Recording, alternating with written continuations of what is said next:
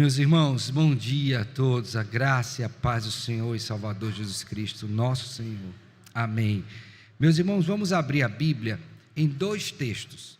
O primeiro deles, que foi lido inclusive semana passada, é Mateus 28, 18 a 20. Esse é o primeiro texto que nós vamos ler. Em seguida, nós leremos Tito capítulo 3, verso 4, a partir do verso 4. Então, primeiro, Mateus 28, 18 a 20. E depois Tito, capítulo 3, de 4 a 7. Então, abra sua Bíblia, Mateus, capítulo 28, 18 a 20. E em seguida, Tito 3, de 4 a 7.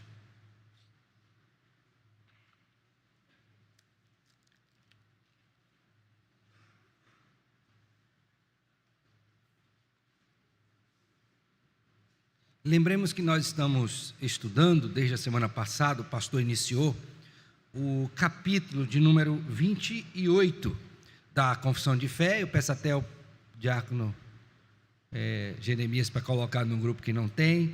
Quem quiser acessar a internet aí pode ver. Confissão de Fé de Westminster, capítulo 28. Quem não tem um livro físico ou digital aí para acompanhar. Nós iniciamos com o texto da primeira sessão, não é? Domingo passado. Hoje nós vamos retomar da segunda sessão, tá bom? Então, segunda sessão. Você observou e aprendeu com o pastor que o batismo, ele é um sacramento instituído por Cristo, tá? Você viu isso lá. E não somente para admitir solenemente a pessoa batizada na igreja. Então, o rito de iniciação à igreja visível, mas ele traz consigo também uma questão de ordem espiritual, e nesse sentido, o batismo é um santo sinal e selo da aliança. Ele aponta também para aquilo que Deus fez no nosso interior, uma vez que nos uniu a Cristo, portanto, nos regenerou, perdoou os nossos pecados, e também aponta para a consagração que a partir de então, cada um de nós deve ter, uma vez que fomos admitidos no corpo de Cristo Jesus. Então, essa em linhas gerais, um resumo, não é, daquilo que está na primeira sessão que vocês viram no domingo passado. Hoje nós vamos tomar a partir da segunda sessão, lendo o texto de Mateus e também o de Tito, capítulo 3, de 4 a 7. Antes vamos orar pedindo a Deus que nos abençoe. Te agradecemos, Senhor Deus bondoso, por Tua graça na nossa vida, Teu poder que se manifesta em nós, ó Deus, nos conduzindo à verdade, à compreensão dela e à prática, tudo isso segundo a Tua bondade. Pedimos que nesta manhã o Senhor, o Espírito, age em nós, a começar em mim, conduzindo a nossa mente a compreendermos a Tua palavra, a crermos e a praticarmos, pois não queremos ser ouvintes negligentes, mas operosos praticantes. Faz isto, Senhor. Nós clamamos a Ti, desde já gratos em Cristo Jesus, Senhor e Salvador nosso, com perdão dos nossos pecados. Amém. Amém. Diz assim o texto bíblico de Mateus 28, 18 a 20. Jesus, aproximando-se, falou-lhes, dizendo: toda a autoridade me foi dada no céu e na terra. Ide, portanto, fazei discípulos de todas as nações, batizando-os em nome do Pai e do Filho e do Espírito Santo, ensinando-os a guardar todas as coisas que eu vos tenho ordenado. E eis que estou convosco todos os dias até a consumação dos séculos. Agora vamos para Tito 3, 4. Quando, porém, se manifestou a benignidade de Deus, nosso Salvador, e o seu amor para com todos, não por obras de justiça praticada por nós, mas segundo sua misericórdia, Ele nos salvou mediante o lavar regenerador e renovador do Espírito Santo, que Ele derramou sobre nós ricamente, por meio de Jesus Cristo, nosso Salvador, a fim de que, justificados por graça, nos tornemos seus herdeiros, segundo a esperança da vida eterna. Amém. Meus irmãos, quando o Senhor Jesus Cristo, no final do Evangelho de Mateus, fala sobre a questão desta, que é chamada e conhecida como a grande comissão, o Senhor Jesus Cristo dá uma ordem aos seus discípulos, que é de fazer discípulos. E nesse sentido, eles deveriam anunciar o Evangelho, o mesmo que foi anunciado por Cristo e pelos profetas, e haveria de ser anunciado pelos apóstolos, conclamando as pessoas assim a que se arrependessem dos seus pecados e crescem no Senhor. Basta você ler Mateus capítulo 3 e capítulo 4, que você vai ver tanto o ministério de João Batista, quanto o ministério do Senhor Jesus Cristo tendo essa ênfase. Ou também fazer a leitura de Atos capítulo 2, que você vai perceber que também os apóstolos adotaram esta pregação, que foi a ordenação do Senhor. Mas uma vez que essa pessoa ela é alcançada pelo Senhor, portanto interiormente transformada, ela precisa dar provas visíveis disto. E isso se dá na medida em que ela não somente professa com a sua boca que Jesus Cristo é Senhor e que Ele é pecador, no caso aquele que professa é pecador e que carece da graça do Senhor, mas ela também é admitida visivelmente na igreja por meio do batismo, como já foi explicado na semana passada. Nesse sentido, portanto, quando a gente olha para o texto de Mateus capítulo 28, verso 20, você vai observar que Cristo diz aos seus discípulos, ensinando-os a guardar todas as coisas que vos tenho o quê?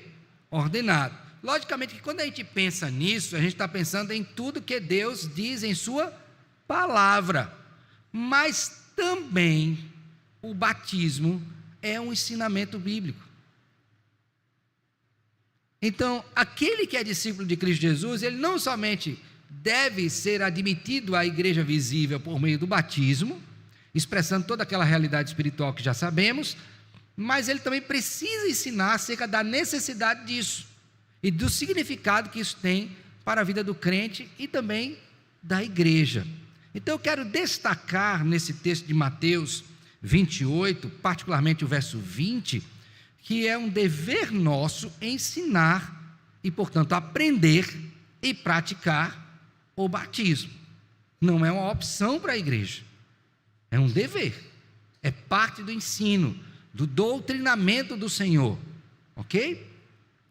A outra coisa que eu quero destacar introdutoriamente é o que temos aí, agora por favor vá para Tito capítulo 3, quando o apóstolo Paulo vai falar sobre batismo, usando uma linguagem que lhe é própria, logicamente inspirada, ele vai dizer que quando Deus executou esta obra da regeneração em nós, portanto, quando Ele transformou o nosso coração, nos deu uma nova vida, nos fez nascer de novo, isso apresenta a ação do Espírito Santo de Deus naquela pessoa, uma ação que é interior, que inicialmente é invisível, mas que ela deve se revelar exteriormente. E aí eu queria que você atentasse para esse texto. Ele diz assim, olha: quando porém se manifestou a benignidade de Deus nosso Salvador e seu amor para com todos, não por obra de justiça, estou lendo o verso 5, praticadas por nós, mas segundo a sua misericórdia, Ele nos salvou, agora observe bem, mediante o lavar regenerador e renovador do Espírito. Então Paulo está fazendo, Paulo apóstolo, o uso de uma linguagem batismal, porque de fato é isso que está acontecendo. Quando nós somos regenerados, o Espírito Santo de Deus está nos lavando, portanto regenerando e santificando. E a gente precisa entender isso aqui. E aí ele vai dizer no verso 6, que Ele derramou sobre nós ricamente, por meio de Jesus Cristo, nosso quê? Salvador. Então, nós fomos admitidos por meio da fé em Jesus Cristo, que é verbalmente expressa e que também é expressa do ponto de vista visível através do rito do batismo. Então, quando se olha para a Escritura, é inconteste o fato de que você precisa conhecer, você precisa crer e você precisa realizar o batismo. Daí, irmãos, já aplicando inicialmente, antes de entrar aqui na confissão propriamente dita, a nossa instrução e insistência pastoral sobre este aspecto. Porque o que justificaria alguém que diz crer em Jesus Cristo, diz ter sido transformado e não desejar ser admitido na igreja visível? O que justificaria isso? Alguns até se valem, não é, do exemplo do Senhor Jesus Cristo, quando ele estava na cruz e tinha o ladrão na cruz. Lembra disso? Lembra? Aí ele fez uma promessa para aquele ladrão e não desceu para batizá-lo, até porque nem podia. Ele disse: hoje mesmo estarás comigo no paraíso. Então eu não posso usar esse exemplo ímpar, único na Escritura, para dizer que eu não preciso batizar, porque você não está cravado na cruz. Não há impossibilidade. Então o que é que impede de fazer? E aí, já que você quer usar a Bíblia, lembre-se da situação que envolve Filipe e Eunuco. Quando ele tem ciência do que a Escritura está dizendo, porque ele foi explicado, ele diz: olha, agora você tem que ser batizado. Ele diz: o que é que me impede de ser batizado? Ele disse: se você crê. Não, eu creio. Imediatamente desceram e foram o quê? Batizados. Então, se não há impedimento, se você entendeu, por que você não quer batizar? Então, pastoralmente, nós temos que estar contemplando isso. Por quê? Porque é um mandamento do Senhor para todo aquele que crê. Tá bom? Se não há impedimento, se há convicção de fé salvadora, precisa ser batizado. Por quê? Porque é um mandamento do Senhor.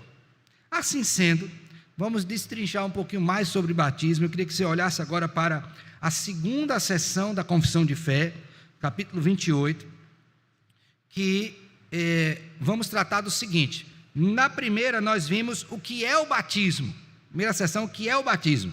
Na segunda, o que deve ser observado no batismo. Então, quando eu vou batizar alguém, o que eu devo considerar?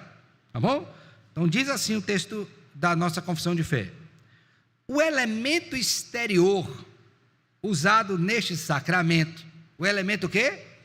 Exterior, é água, com a qual um ministro do Evangelho, legalmente ordenado, deve batizar o candidato em nome do Pai e do Filho e do Espírito Santo. Então, o que eu devo observar? 3 coisas, que eu já falei anteriormente aqui, e agora está aqui referendado. Primeira delas, o elemento utilizado é o quê?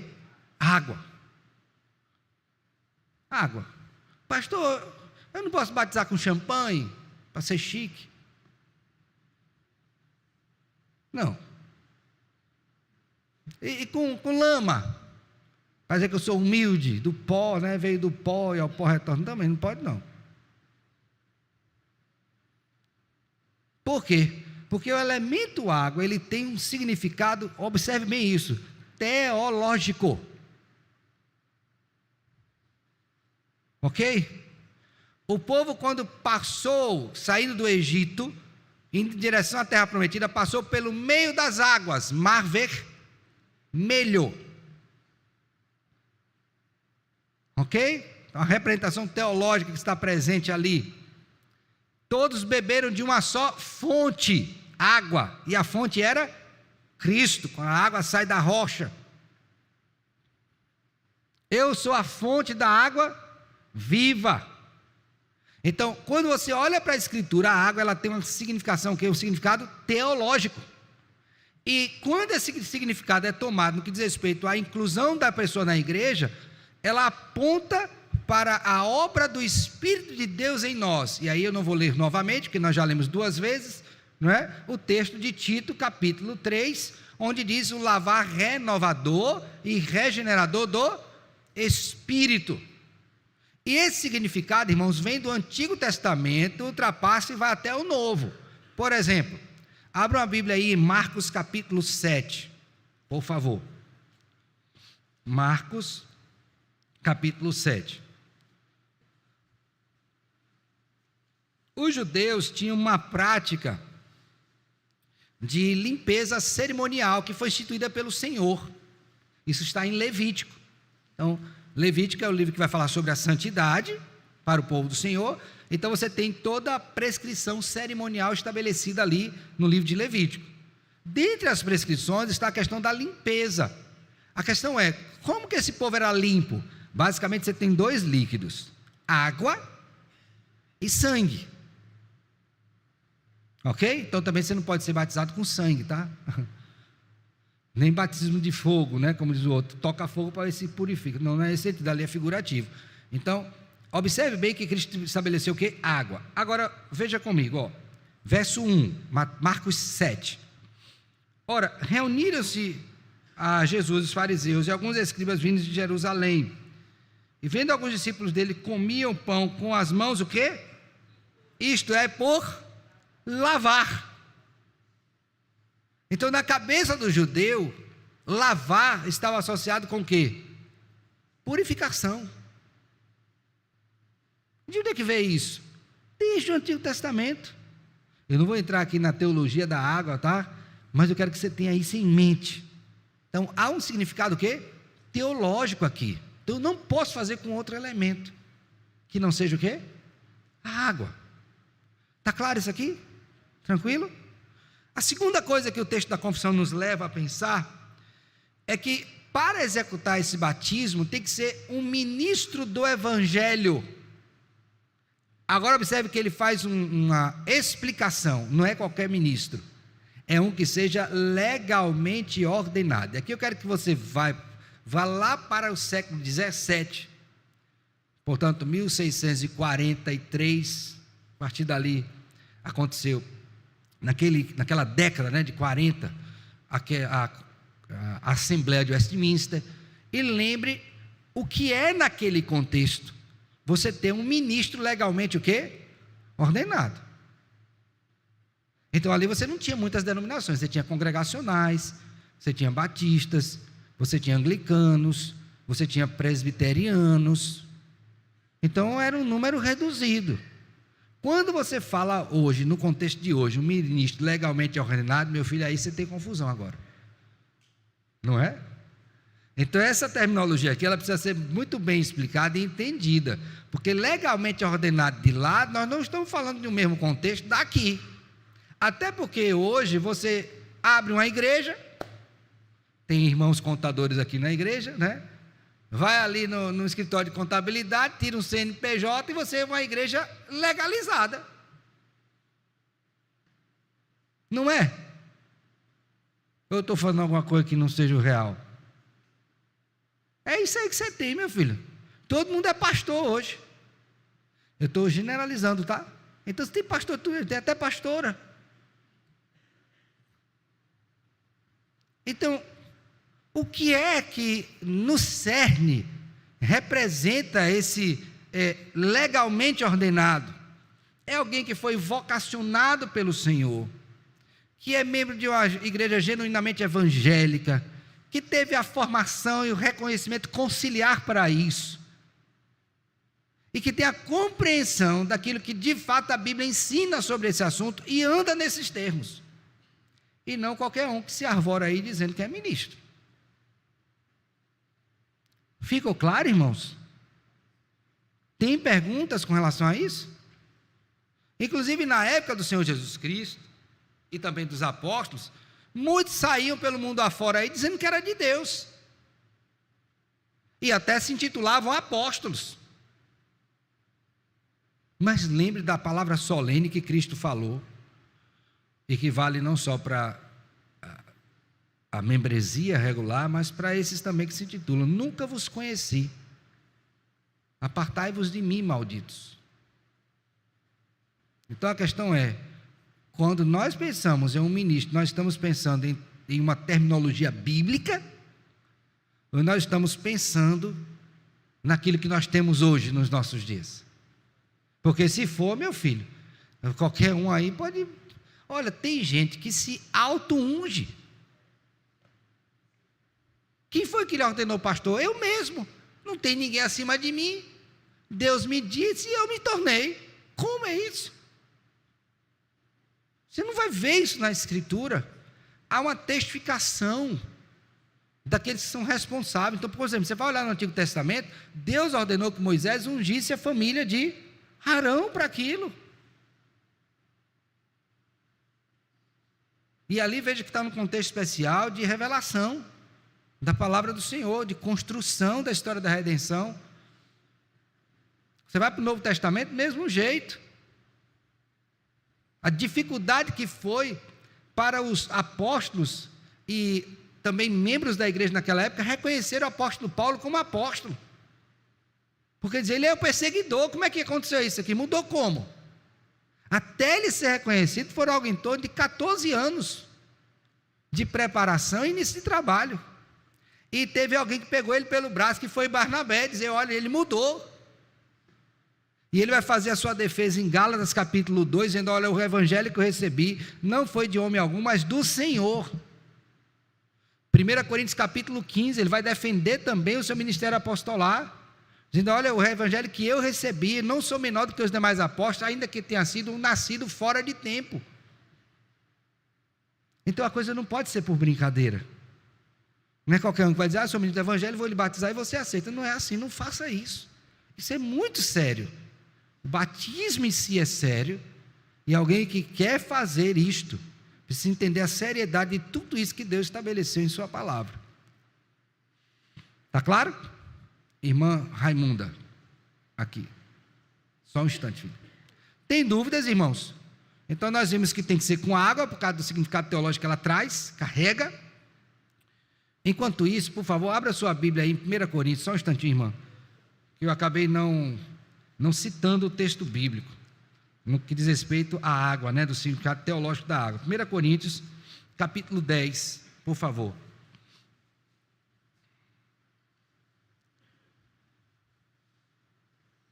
Verso 1. Eu vou fazer essa rápida digressãozinha aqui, só para apontar o texto bíblico, que mostra o significado teológico por questão água, tá bom? Verso 1. Ora, irmãos, não quero que ignoreis que nossos pais estiveram todos sob a nuvem. Lembra da ideia da nuvem? De dia a nuvem, de noite a coluna de fogo. Todos sob a nuvem. E todos passaram pelo mar.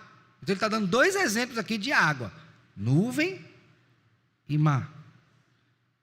Tendo sido batizados assim na nuvem, como no mar, com respeito a quem?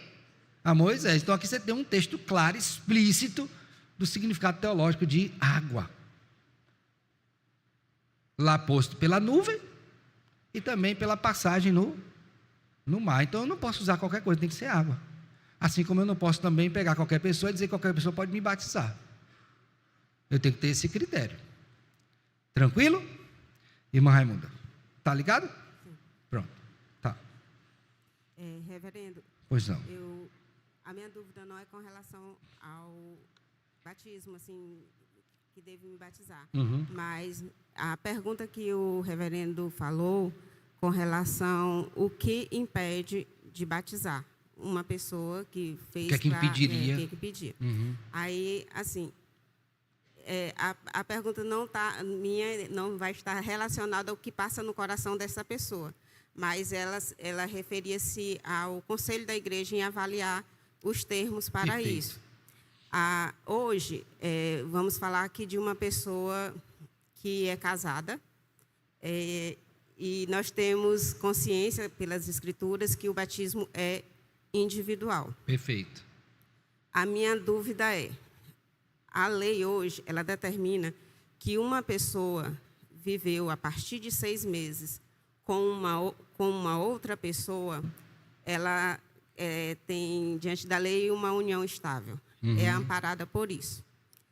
Nós temos alguns irmãos na igreja que não têm um registro civil, mas têm uma união estável, tipo, há mais de 20 anos. E o cônjuge que não frequenta a igreja não quer casar-se civilmente, mas diante da lei ele tem esse amparo, a outra pessoa. De união estável. De união estável. Então, se nós temos esse conceito que a lei ampara, que eu tenho uma união estável, eu não estou com vários homens, eu só tenho uma pessoa.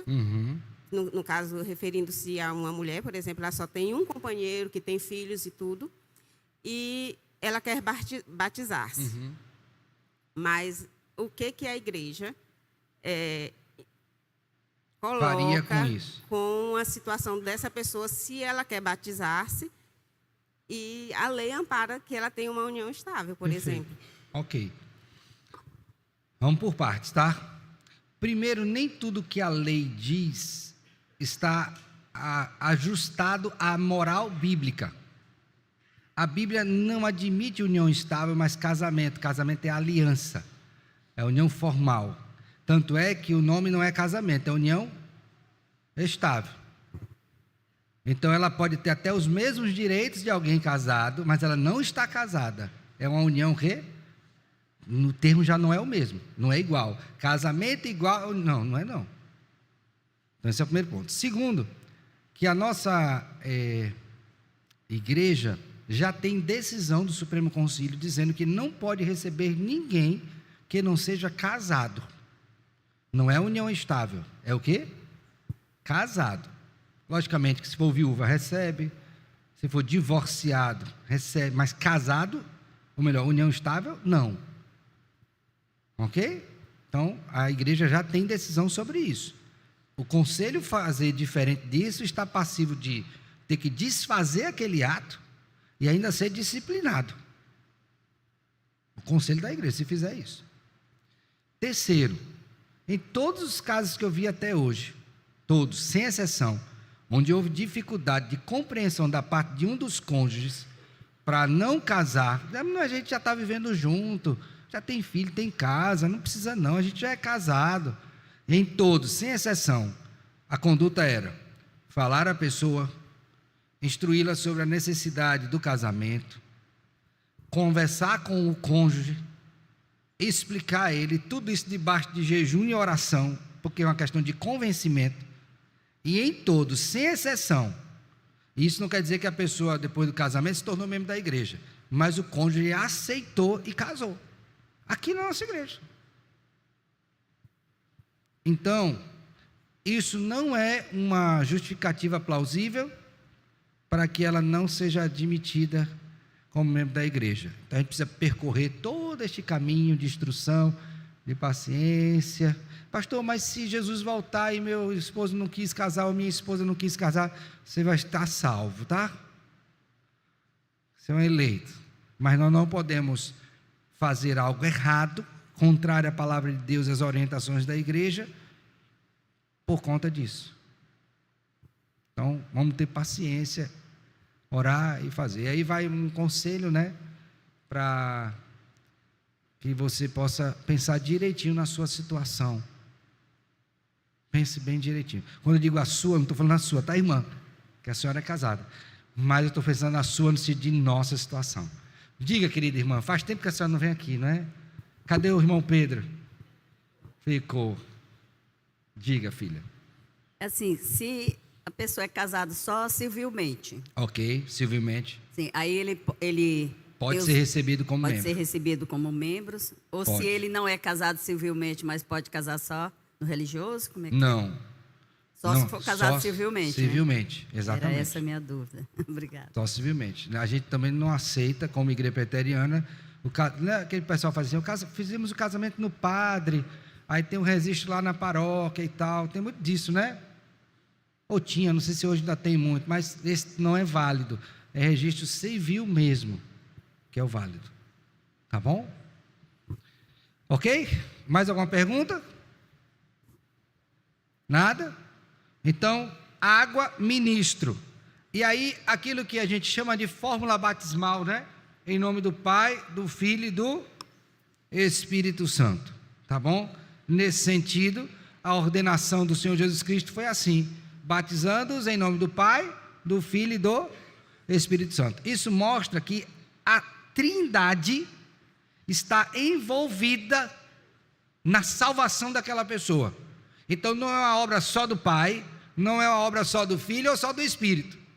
É uma obra onde o Pai, o Filho e o Espírito estão trabalhando conjuntamente para salvar aquela pessoa.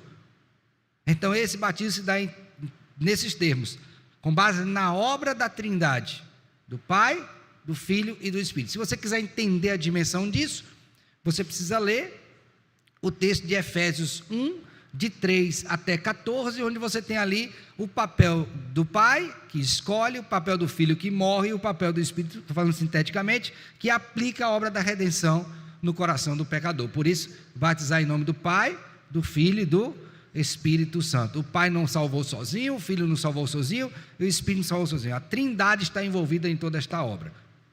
Tranquilo, irmãos? Alguma pergunta? Beleza.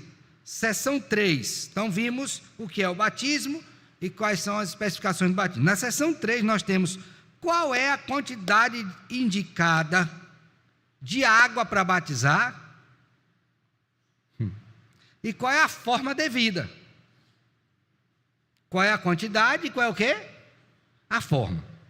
Irmãos, a seção diz assim, não, observe bem, viu? Leia aí, seção 3. Não é necessário imergir na água o candidato. Por quê? Vocês lembram agora há pouco que quando nós recapitulamos a história da Assembleia de Westminster que fez essa confissão, eu disse que lá tinha o quê? Presbiteriano, anglicano, não era? Congregacionais, batistas. Então cada um desses tinha uma fórmula, no que diz respeito à água, né, de batismo. Mas o consenso da Assembleia, que reflete o ensino bíblico, é que a questão não é a quantidade de água, mas o elemento água. Até porque a palavra batismo, utilizada na Escritura, necessariamente não indica submersão. E aí eu li para os irmãos agora há pouco, o texto de Marcos, capítulo 7, que eu queria que você fosse lá novamente. Marcos, capítulo 7, versículo 1. Abriram? Marcos 7, 1. Alguém pode ler aí, por favor, para mim? 1 e 2.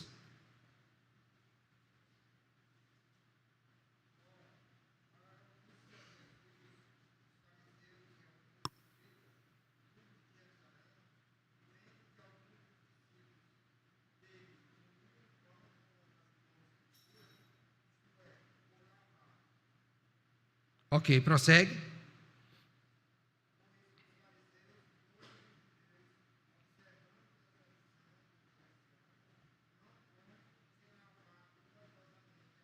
Pronto. Por que eu estou lendo esse texto novamente? Para ressaltar que a compreensão que o judeu tinha de purificação nunca esteve associada à quantidade de água.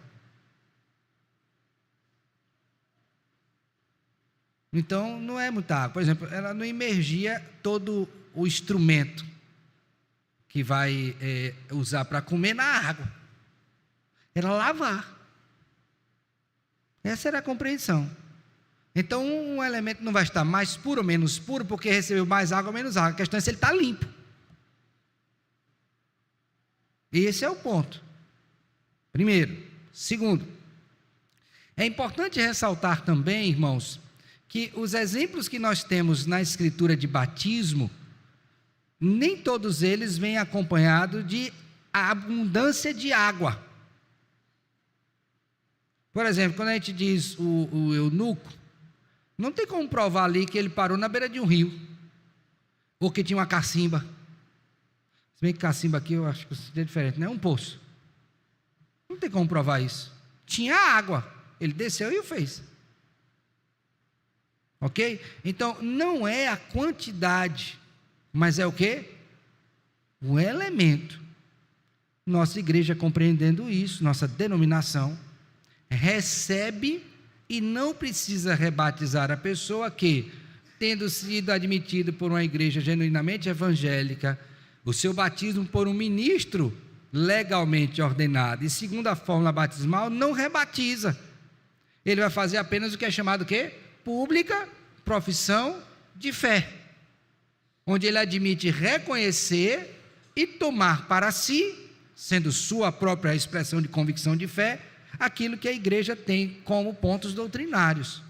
Então, nunca foi, a nossa compreensão, a quantidade de água. Ok? Diácono Jeremias está ali. Por favor, querido.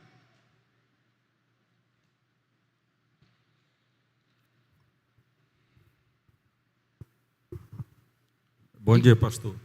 Bom dia, meu filho. A gente sabe que tem igrejas que tem pastora, não é isso?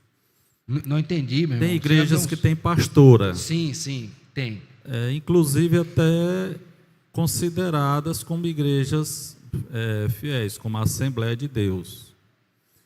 E se a pessoa foi batizada nessa igreja por uma pastora, esse batismo, embora a igreja seja considerada pela nossa denominação a igreja verdadeira, mas foi uma pastora, esse batismo não é válido. Não seguiu, não é admitido. Não pode abrir mão de nenhum dos três. Por isso, cuidado com quem vocês estão sendo batizados aí, viu? Essas invencionices, irmãos. Isso é invencionice. Onde é que está na Bíblia isso? E assim a igreja vai se perdendo. Abre exceção ali, abre exceção aqui, e veja que o argumento que essas coisas têm nunca é teológico, não é bíblico, é situacional. A gente traz o argumento lá de fora para cá para dentro. Está fazendo a leitura da Bíblia a partir de uma visão não bíblica. Está errado isso. Bota a Bíblia como lente e lê a realidade. Não inverte não, que vai dar problema. Vamos pensar aqui, ó. Imagine que a Bíblia é um óculos, tá? Quantos óculos eu tenho aqui na minha mão? Quantos? Então, se eu botar isso aqui, teoricamente, cada um de nós vai enxergar a mesma coisa. Mas se cada cabecinha aqui for um óculos, quantos óculos eu tenho nesse mundo? E qual deles eu vou querer usar? Aí eu vou pelo gosto, e pelo gosto cada um bota o que gosta.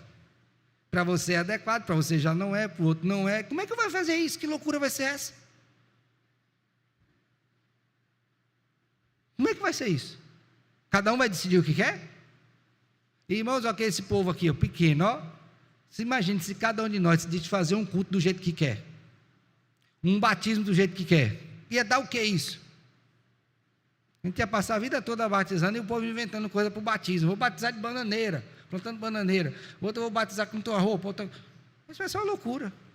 Cristo é assim, pronto. Agora a nossa dificuldade é sempre obedecer. Porque a clareza é óbvia. Eu não quero fazer do jeito que Deus mandou, eu quero inventar o meu jeito. Porque o meu jeito tem uma plástica mais bonita. Por favor. Assim, ouçam bem isso. A simplicidade do Evangelho não está diretamente relacionada com a sua profundidade. É simples, mas é profundo. Lembrem disso, meus filhos. E não fujam para outro lugar não, porque vocês vão encontrar o nome disso, sabe o que é? Cisternas rotas. Sabe o que é rota? O que é rota?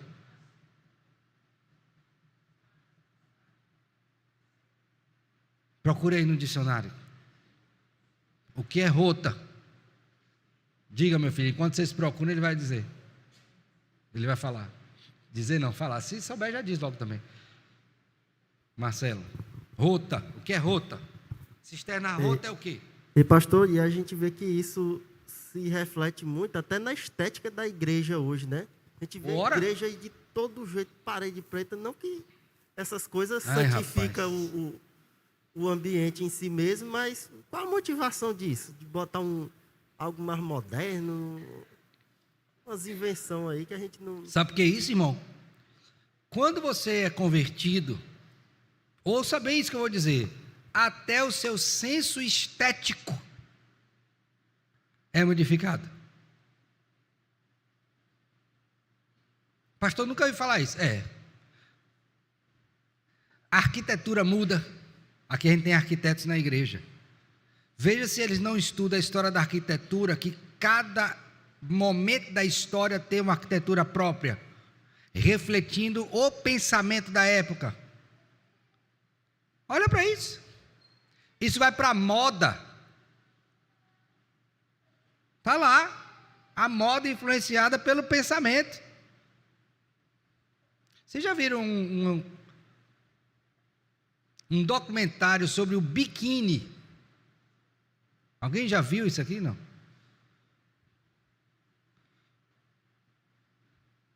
Olha, é um negócio aí que você fica estarrecido, não é por causa das cenas não, tá certo? Mas eu estou me referindo à compreensão da evolução do conceito. Então, quanto mais vai passando o tempo e a degradação da humanidade, mais devassa a humanidade fica. Aí o povo aproveita e ainda usa o argumento da temperatura, clima. Pastor, Teresina é tão quente que não dá para a gente se vestir com muita roupa não, pastor. Tem condições não. Aí, além da questão estética, ele ainda usa o clima para justificar a devassidão. Mas se você for para o outro lado, você vai ver pessoas, e aqui eu não estou defendendo, tá? Que adotam o islamismo como religião, e as mulheres lá usam burcas, e o calor lá não é melhor do que o nosso não, viu? Como é que faz agora? Não estou dizendo para você usar não, viu? Eu estou fazendo você refletir como a sua mente pode estar modelando a sua forma de agir, suas crenças mais básicas. E isso entra no batismo. Isso entra na realidade da igreja. Não façam isso não, botem a Bíblia na cabeça, pelo amor de Deus. Faça o que Deus ordena. Você vai ver bem. Vai ser a contramão da história, contra a cultura. Mas vai ser o certo. Tá bom? Então, água. Outra coisa. Então, é a quantidade, irmãos? Pastor, mas... eu estava pensando aqui nessa aula e lembrando, eu vou dizer uma coisa para os irmãos quando chegar lá, se Deus permitir. Ele está permitindo, eu vou falar. Você vai olhar para o quintal do outro. O batista faz assim, o assembleano faz assim, mas você é o quê? Presbiteriano é assim. Se você quiser fazer do outro jeito, quando você... não estou dizendo para você fazer, estou citando. Quando você é admitido aqui na igreja, no dia que você não quiser mais fazer parte da igreja, seja uma pessoa honrada e diga, olha, eu não quero mais fazer parte da IPB. E antes de você ser disciplinado por não fazer aquilo que é ordenado, pede para sair. Estou dizendo para você sair? Não. Estou dizendo que aqui é o melhor lugar. Mas você tem uma identidade, meu irmão. Você não é batista. Você não é assembleano. Você não é congregacional. Você é presbiteriano. Tanto é que quando você vai ser admitido, você passa por uma classe de catecúmenos para pegar as doutrinas basilares, para você não ter dúvida. Aí depois que entra, aí você quer mudar? É uma coisa errada. Agora eu digo para você, graças a Deus nós temos uma doutrina saudável. Você está no melhor lugar. Doutrina firme, lógica, biblicamente amparada. Então pensa nisso, tá? O modo, 3 modos. Imersão. O que é imersão? Afundar na água. Efusão. Aspersão. Entendeu os 3 modos? Imersão, efusão e aspersão. O modo indica se é mais ou menos batismo, mais poderoso que o outro? Não. Cada denominação escolhe o seu modo próprio. No nosso caso, A aspersão. Então a água é aspergida sobre a cabeça da pessoa. Tá bom? Tá claro? Tem perguntas? Sim ou não? Tudo entendido, né? Pois tá bom, ótimo. 4. Diga, Ferdinand. Meu querido irmão, pode falar. Só uma colocação a respeito da forma, né? Pois não. Que é o batismo de Paulo, né? Capítulo 9. Lógico que aqui não fica claro qual foi Capítulo 9 de quê, meu querido? Atos. Ah, sim. Ok. Lógico que o texto aqui não fica claro, né? A forma que foi utilizado, mas dá para inferir que não foi por imersão, por exemplo, né? Ele estava na casa de Judas, quando ele chegou lá na situação que ele estava sem ver, e Ananias o batizou ali, né, na casa. Sim, na casa. Exato. Não tem indicativo que te passasse um rio no fundo da casa. Não tem indicativo que tinha uma bacia lá dentro, que coubesse Paulo todo, ou uma banheira. Então como é que esse irmão foi batizado? Mas veja, a Bíblia é tão maravilhosa que ela não se perde a isso. Não se diz assim, só pode assim, não. O elemento é água. Teve situações que foi no rio, teve outros que não tem indicação clara. Então eu penso que foi sabedoria da Assembleia, quando designou isso, à luz da Escritura. Tá bom? Beleza? Seção 4. Quem deve ser batizado? Quem deve ser batizado? Aqui, mais uma vez, nós nos diferimos das outras denominações, tá? Porque o que é que cremos? Não só os que professam a sua fé em Cristo e obediência a Ele, com a boca, com o coração eu creio e com a boca eu confesso. Então, se você crê no íntimo e confessa, você deve ser batizado. Respondi agora há pouco a questão da irmã Raimunda, não é? Dizendo que pode ter alguma situação que impeça? Pode, mas qual vai ser ela? Vamos analisar. Se não tiver fundamentação bíblica, não tem por que não batizar. Resolve o caso e batiza. Então tem que batizar. Professor tem que batizar. Aí tem gente que passa anos a fio na igreja, vem e volta, e vem e volta, e diz que crê em Jesus. Eu creio, mas eu creio do meu jeito. Eu quero saber que jeito é esse. Porque se for bíblico, tem que batizar. Por quê, pastor? Porque Cristo ordenou. E isso já seria razão suficiente para você fazer. Agora, aqui é que está o gargalo do negócio. Porque não somente os que creem em Cristo e professam sua fé, mas os filhos de pais crentes, embora só um deles o seja, devem ser batizados. E agora, meu irmão, minha irmã, meu amigo, minha amiga, o que fazer? Batizar. Qual é o ponto aqui? É que nós estamos presos àquilo que não é uma formatação da mente em termos da aliança. Nós esperamos que o batismo aconteça quando a pessoa ela tem entendimento e professa sua fé. Este é o caso do adulto. Não é do infanto. Por quê? Porque quando você pega em Gênesis capítulo 17, que nós já vimos esse texto semana passada, retrasada, que vai realizar a circuncisão da criança, com quantos dias aquela criança é circuncidada? 8. Não vai dizer que ela não tem fé não, tá? Porque fé é parte da nossa formação. Ela não expressou. Com 8 dias ela está sendo admitida como parte da comunidade da aliança. Ela disse: papai, eu creio em Jesus. Ela falou isso? Não.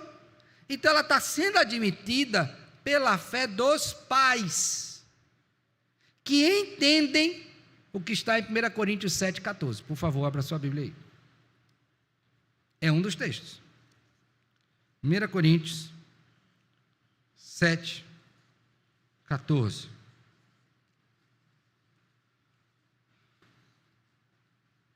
Opa, estou no segundo, é primeiro. 1 Coríntios 7,14.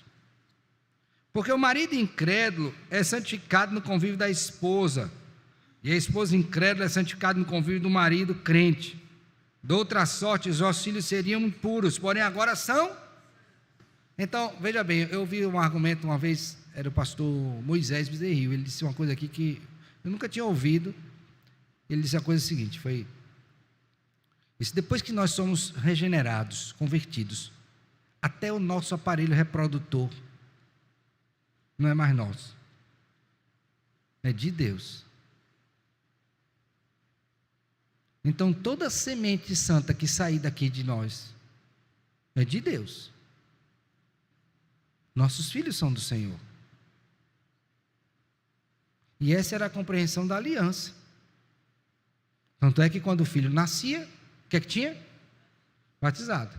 E aí tem um evento na Escritura que me chamou muita atenção. A grande controvérsia nesse texto, mas para mim estou convencido daquilo que já li, que é quando Zípora e Moisés estão juntos numa estalagem e o anjo vem para matar Moisés. E aí Zípora toma uma pedra, corta o prepúcio do seu filho e lança aos pés do anjo, e ele solta Moisés.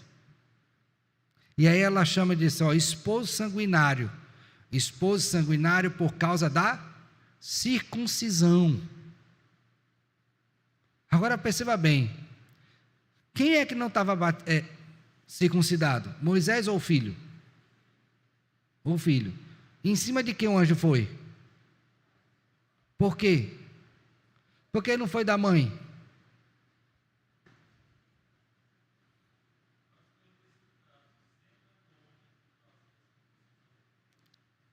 Era. Exatamente, uma condição especial porque ele estava guerreando. Ok? Então, é importante considerar que é um dever da aliança. Por que eu estou enfatizando isso? Porque se você não entender a revelação da palavra de Deus de modo orgânico e progressivo, você vai ter dificuldade de entender batismo infantil, porque não tem um texto bíblico que ordene o batismo de criança explicitamente. E aí está a dificuldade de alguns, que vai dizer assim, me mostre na Bíblia. Eu digo, não. Mas se você entender a doutrina da aliança, do pacto, você vai fazer. Porque é compreensão de que tudo que é seu é antes de quem? De Deus, inclusive as crianças que você recebeu do Senhor. A herança do Senhor são os filhos. É propriedade de Deus, Ele te deu. Então você não pode fazer o que você quer. Tem que fazer o que Deus ordenou. E o que é? Admitir esses infantos na aliança. Só um instante que já te passo. Abramos a palavra de Deus aí, por favor. Em Romanos 4. Romanos 4.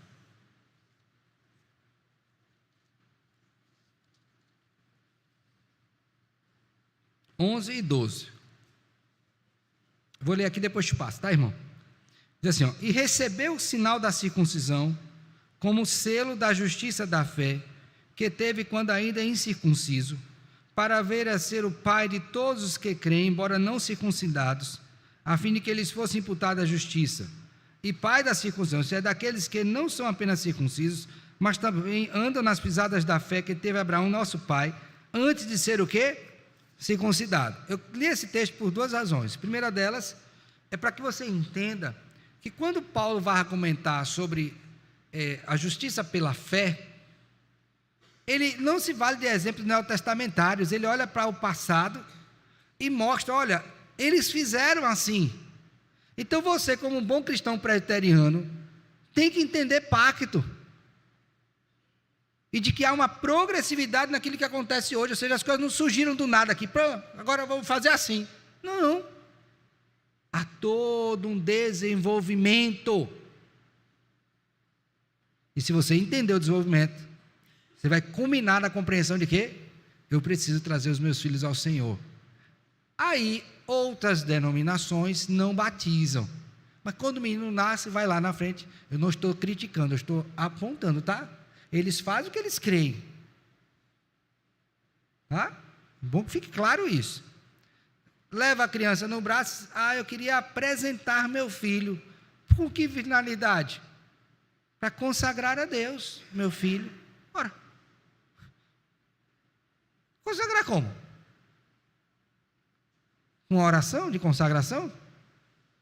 E o que é que vai marcar que ele é de Deus?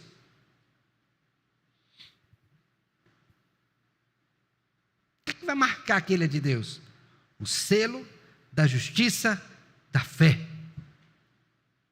Não da criança, mas dos pais, que estão comprometidos com o Senhor, inclusive, de zelar pela sua descendência. Está claro? Vai lá. Era essa a minha fala nesse sentido, porque eles advogam que o batismo dos infantes não é bíblico. Mas aí fazem isso, fazer a apresentação dos infantes em culto público e ainda com imposição de mãos. E onde é que está isso na Bíblia? Não está, né? Não está. Como é que faz agora? Então, volto a dizer, você tem uma doutrina saudável, precisa compreender. Você é presbiteriano. Ou não é? Tem que entender. Tem perguntas? Irmã de ouro. Estamos na sessão 4, tá? Diga, filha. Bom dia, pastor. Bom dia, filha. Pastor, e um membro que batizou, tem conhecimento da doutrina da igreja, arranja um ímpio na rua, traz para a igreja e essa pessoa não quer se batizar, né? E o que fazer? Ele arranjou esse ímpio como? Para fazer o que com ele? Porque eu posso passar na rua ali e pegar um no ponto de ônibus e trazer. Namorado, digamos. Ah, sim. Digamos. Entendi. Entendeu, pastor? Vamos explicar bem explicadinho, né? Para entender direitinho, né?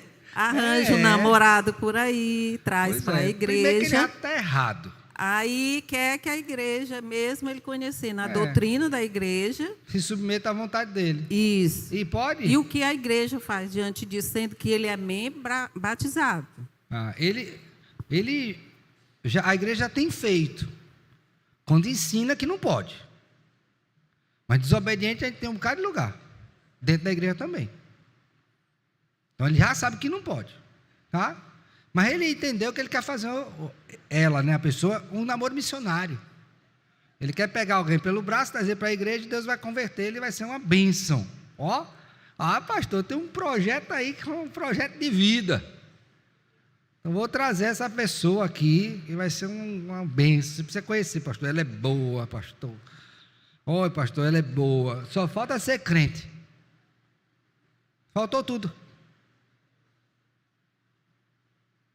Então, se ele é batizado e tem esse compromisso, como é que ele vai batizar essa pessoa? Está igual aquele período da época de Constantino, que todo mundo, para ter melhor benefício social, dizia que era crente e era admitido na igreja. Aí foi o batismo para todo mundo.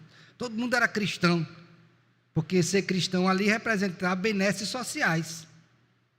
Em algum sentido, logicamente. Estou dizendo que todo mundo que batizava lá era assim, tá? Mas fica uma coisa assim, banal. Não é assim. Tem que crer. Tem que professar, tem que dar provas disso.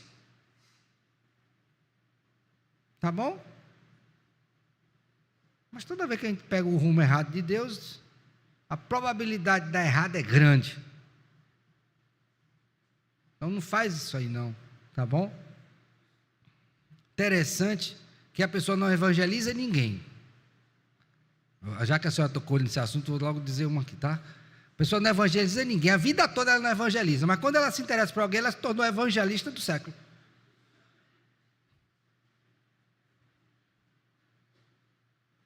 O que está acontecendo aí? Não, pastor, aí vem aquele ar piedoso. Por favor, meu filho, você está se enganando, que a mim não está não, e a Deus muito menos. Você nunca levou uma alma para Cristo. Vou até pensar, do sexo oposto você nunca levou. Agora tem um que você se afinou e você quer levar para Jesus. Por favor. Bota a cabecinha, a mão na cabeça e pensa. O que você está fazendo? Não é uma brincadeira. Nós estamos falando aqui, irmão, de eternidade, no céu ou no inferno. Você já pensou o que é isso? Você tem noção do que é isso? Apresentar-se diante de Deus em juízo? O nosso Deus que é fogo consumidor? Tem noção? Às vezes eu acho que perde de vista isso. Não faz isso. Faz o que Deus mandou. E a gente só se aproxima dele pela graça. Porque senão a gente seria consumido. Então não age, porque não é uma questão banal. Por favor, não façam isso. Se você quer encontrar alguém, ore, jejue. Vou usar a expressão pentecostal, tá? Paga o preço, irmão. Ore, jejue, se prepare para ser um cônjuge ideal. Aí você quer passar, usando a expressão da irmã, pegar pelo braço e trazer e fazer da pessoa um crente. Você vai pegar um porco, dar um banho, perfumar, bota uma roupinha, umas argolinhas bonitas, uma colorinha para dizer que domesticou, mas ele continua sendo o quê? Porco. Soltou, voltar para a lama e vai levar você junto. Porque você botou ele aqui no braço, está apegado. Mas você quer brincar com isto. Você tem razão. Ou melhor, você tem certeza que quer fazer isso? Tem certeza mesmo. Está avisado, né? Tem dúvida? Clareou, minha filha? Então não pega pelo braço não, que não dá certo não. Viu? Não funciona. 5. Diga, Antônio.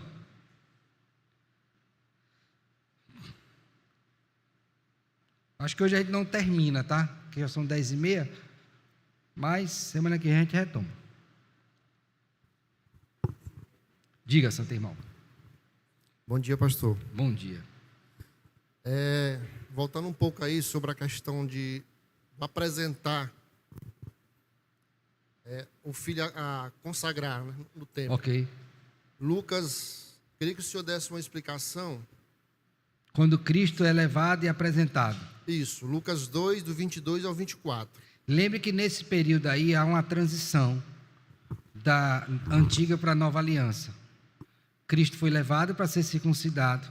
Depois havia uma questão profética anunciada. Tanto é que quando ele chega no templo, 2 pessoas estão lá presentes. Simeão, e disse: meus olhos já viram o Redentor. Pode me levar em paz, Senhor. E a outra, que agora eu esqueci o nome dela, é uma mulher. É uma viúva. Alguém pode me lembrar o nome aí, por favor? Como é o nome? Ana. Obrigado, minha filha. Ana. Então, aquela apresentação ali não é a apresentação como eu falei agora há pouco de algumas denominações, tá? É a apresentação no sentido cerimonial, tanto é que ela leva a um sacrifício. Qual era o sacrifício que ela levou porque era pobre? Uma pomba, se eu não me engano, foi uma rolinha. Par de rolas e 2 pombinhos. Pronto, isso aí. Tá bom? Que era uma prescrição cerimonial. Então é nesse sentido, não é a apresentação. Tá vendo? Ó, Cristo foi apresentado. Assim como Cristo foi apresentado, então eu me apresentar. Não, não é isso não.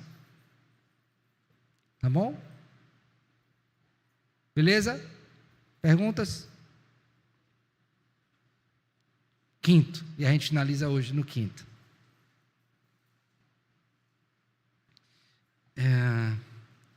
Qual a relação entre o batismo, a graça e a salvação?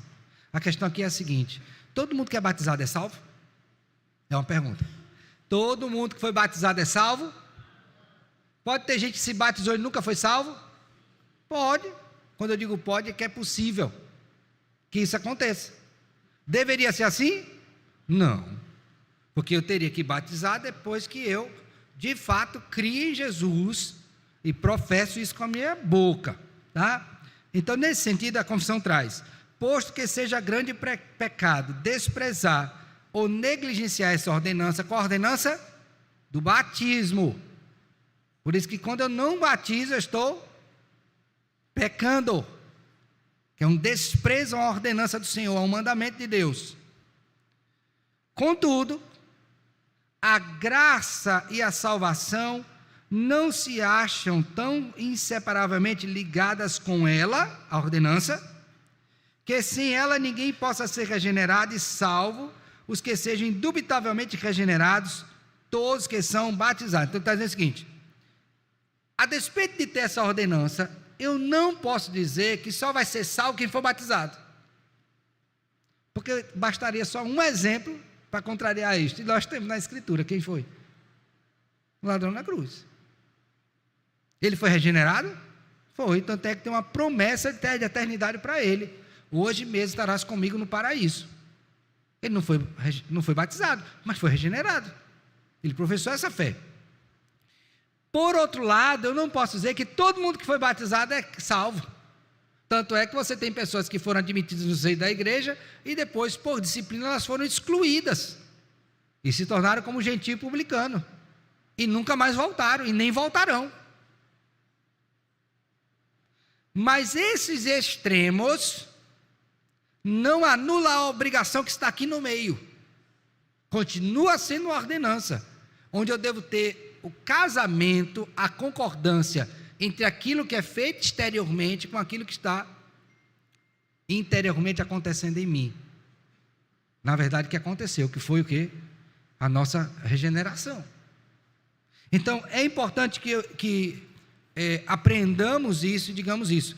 Necessariamente não quer dizer que todo mundo que é batizado é salvo, e nem todo mundo que não foi batizado não é salvo. Mas a ordenança permanece. Como é que ela permanece?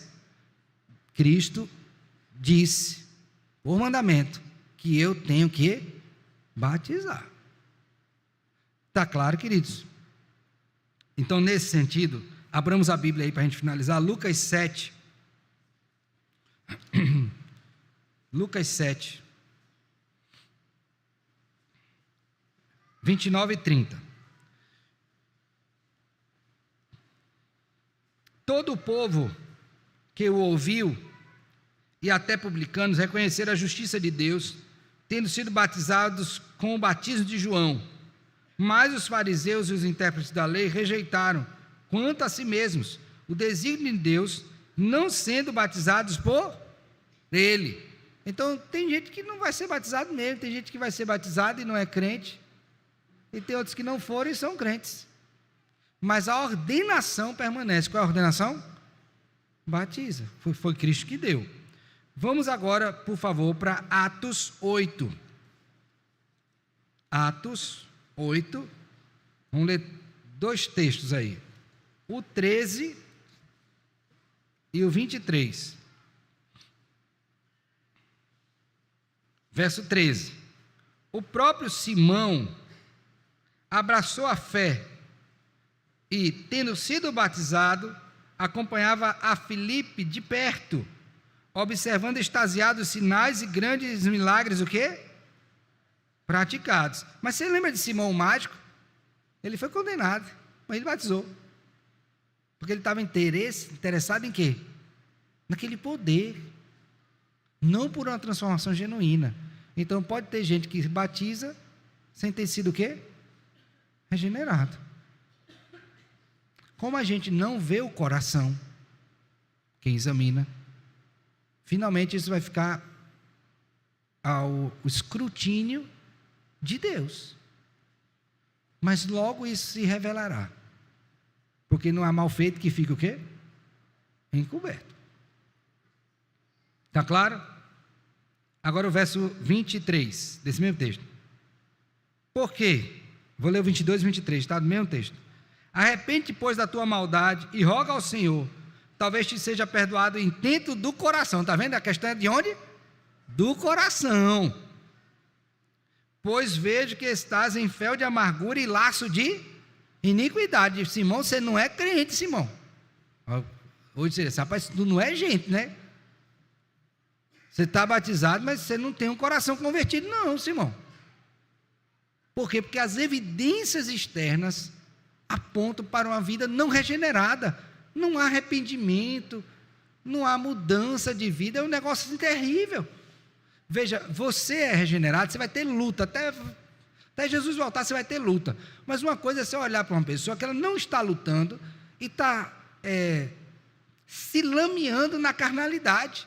Outra coisa é uma pessoa que você está vendo que ela está lutando, ela está batalhando, tropeça, cai, mas ela é diferente. Você está vendo evidências de um coração transformado. Ele não fica feliz em pecar. Então essa pessoa foi batizada, bendito seja Deus. O batismo, inclusive, é uma graça que Deus dá para ele suportar e enfrentar essas coisas. Mas, lembremos desses dois extremos. Nem todo mundo que é batizado é salvo, e nem todo mundo que não é batizado, eu posso dizer que não é salvo. Mas se tem ocasião para fazer, não faz por quê? Porque há uma ordenação dada por Cristo. Qual é a ordenação? Batizem. Então por que não está batizado? Tem que pensar sobre isso. Ficamos por aqui hoje. Semana que vem a gente vai ver o 6 e o 7, se Deus permitir. Tem uma pergunta ali. Quem é que vai perguntar? Irmã Lília, diga, filha. Pastor Alex, Pois uma não. vez o senhor falou sobre a idade, né, de professar a fé. O senhor falou que não tem a idade certa. Uhum. Até que ponto os pais podem... Tipo assim, a minha filha quer professar a fé, mas ela é muito nova. No meu caso, 11 anos, né? Uhum. Ela diz que tem consciência, né? Mas, no caso dos pais, acham que ela é muito nova. Você acredita que hoje de manhã eu estava pensando nessa pergunta? Até que ponto isso pode prejudicar os nossos filhos no futuro? No caso, eu tentar impedir. Porque, assim, ela nunca vai ser perfeita, né? Porque ninguém é perfeito. Mas ela está sentindo o desejo e eu quero impedir.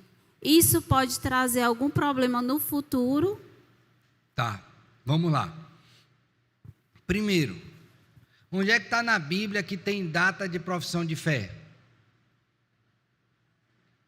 O que a Bíblia diz é se você tem compreensão da fé salvadora, consciência de que é pecador, consciência de que é a obra de Cristo é que te salva. Tem? Tem consciência da seriedade? Reconhece o que é ser parte do corpo de Cristo? Tem gente que é assim. Segundo, essa ideia de faixa etária também não é bíblica. Nós absorvemos isso das correntes filosóficas, sobretudo pedagógicas e psicológicas, que determinam a idade para a maturidade. E enquadram criança como se criança não tivesse entendimento. Mas o doutrinamento para as crianças está ocorrendo. Então vale para um, mas não vale para outro. Essa é a incoerência social que nós vivemos. Então o que é que o pai tem que fazer? Aí vem o terceiro item. Quando você vai para a história do povo de Deus, preste bem atenção nisso, pais. Preste bem atenção nisso. Os filhos dos crentes professavam a fé e participavam da ceia, às vezes com 7, 8 anos de idade. Pastor, e já tinham compreensão. Por quê? Porque eles eram catequizados em casa. Então o pai não instrui em casa, diz que esse tipo de instrução ele tem que receber na igreja. O menino vem uma vez por semana na igreja, e você quer que com quantos anos ele aprenda, se ele só vir uma vez na igreja?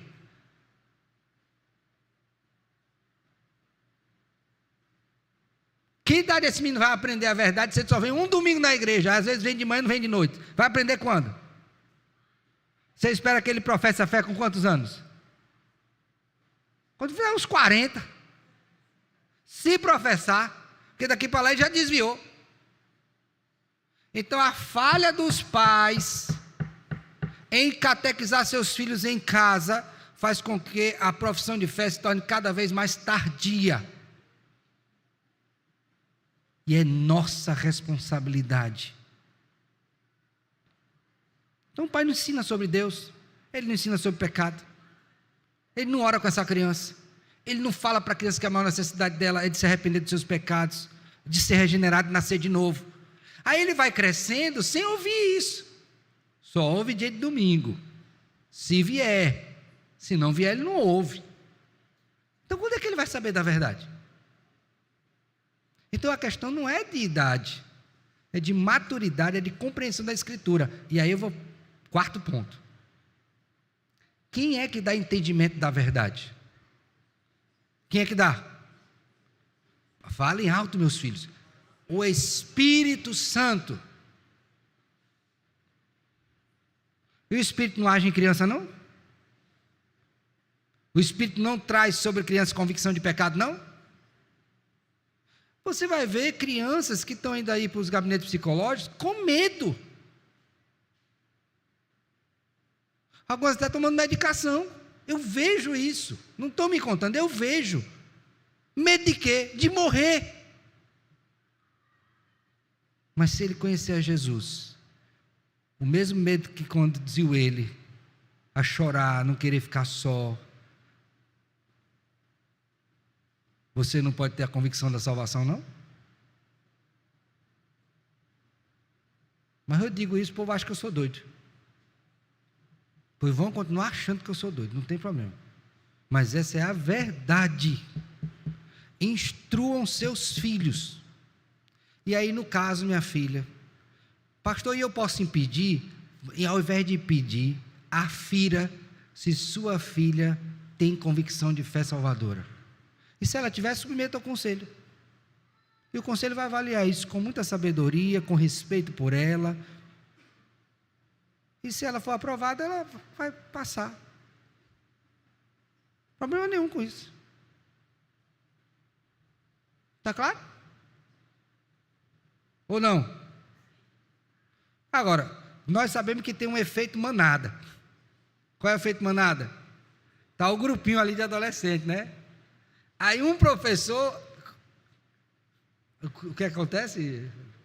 Tudo quer professar, então, logicamente que o conselho vai ter que ter discernimento para perceber isso. E aí vai a maturidade até da própria criança, de achar que, mas ela foi aprovada, não, é porque você não tem a maturidade suficiente ainda. O conselho avaliou por aquilo que é externo. Então, o próprio procedimento da criança vai mostrar o grau de maturidade dela. Tá bom? E isso vai ser falado também com os pais, que tem que ter ciência disso. Fechou? Domingo que vem eu respondo.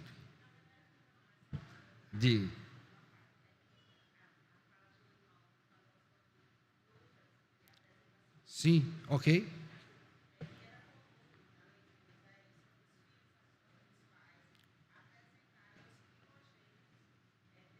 Sim. 40 dias, se fosse mulher.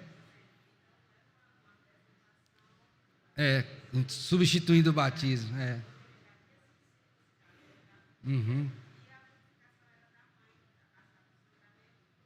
Exatamente. Como é que dá hoje o nome da mulher que passa a quarentena da mulher depois que para? O resguardo. Passado o resguardo. Tá bom? Ok, meus santos? Bom assunto, não é? Louvado seja Deus por isso. Espero que vocês tenham aprendido. E quem tem filho novinho aí, começa a catequizar seu filho, para que ele conheça a verdade e possa professar a fé dele em tempo próprio. Não esqueça disso. Eu disse para a Sinara esses dias, comentando, que uma das maiores alegrias da minha vida, se Deus permitir, eu espero que Ele permita a nós, será o dia que José disse assim: professei minha fé, Jesus é meu Senhor. Pronto, minha missão está cumprida, vou fazer igual a oração de Simeão. Pode levar, Senhor. Porque se o Espírito agiu, meu filho ninguém mais tira. Eu vou encontrar com ele na eternidade. Então, qual é a coisa mais importante? Tem coisa mais importante. Meu filho não é formado. Eu vou ter que morrer depois que ele for formado. Bom, isso tem uma necessidade, a gente entende. Mas se você morrer com ele formado e perdido?